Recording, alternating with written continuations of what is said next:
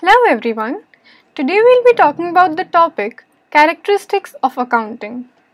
To start with, our first characteristic is that accounting is a science as well as an art. Now, let's see how that is true. Science and art. Now, what exactly is an art? I'm sure when you think of an art, the few things that come to your mind are dancing, painting, writing. All those things are art. I agree. But what if I tell you that even making a cup of tea is an art? No, I'm not joking. When we make a cup of tea also, we follow certain steps. Why? To achieve an objective. And what is that objective? A warm cup of tea. This defines what actually is art. Art is the technique used in order to achieve a desired objective. So let's see how accountancy is an art.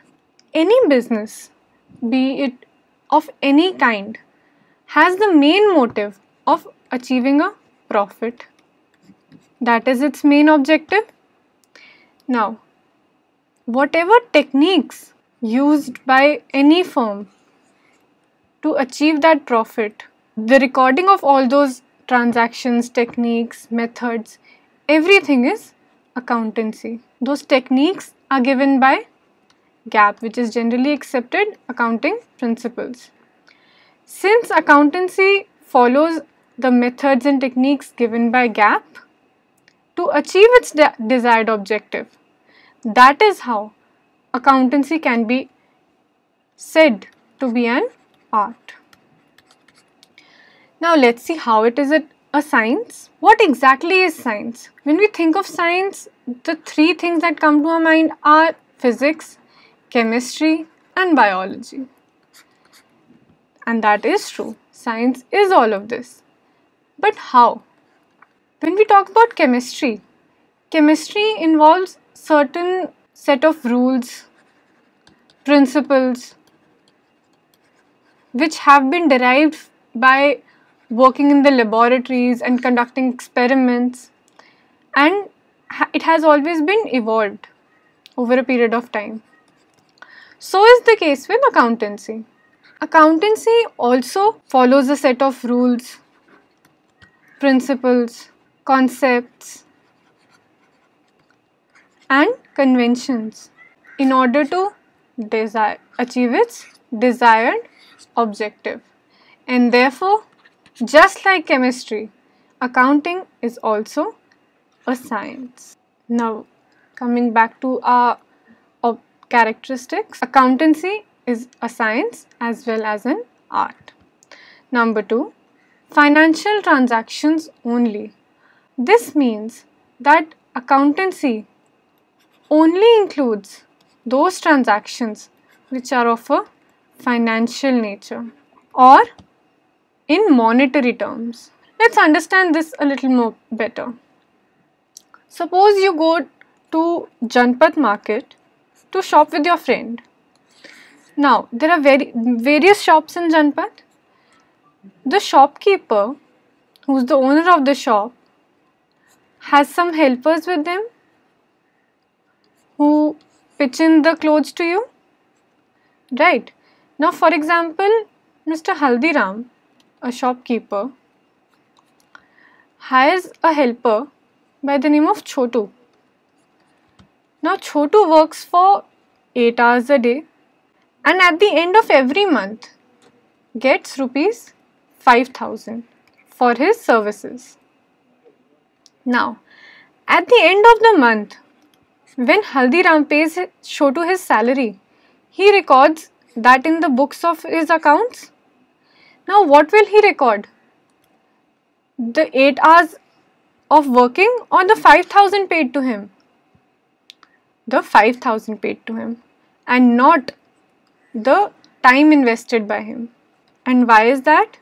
Because accountancy includes only those transactions which are of a financial nature and in terms of money. Since the time invested by Chotu is not in monetary terms, it will not be recorded. So this was our second characteristic. Coming to the third point, recording.